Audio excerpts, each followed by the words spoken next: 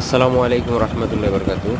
সম্মানিত সড়ক পরিবহন, ট্রাক বাস মালিক গ্রুপ, শ্রমিক ফেডারেশন মহোদয়গণের দৃষ্টি আকর্ষণ করছি।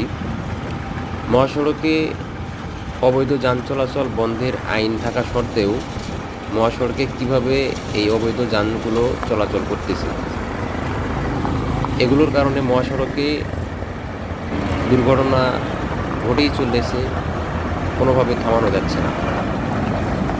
আর এই দুর্ঘটনার দায়ভারগুলো মালিক ও শ্রমিকদেরকে বহন করতে হচ্ছে।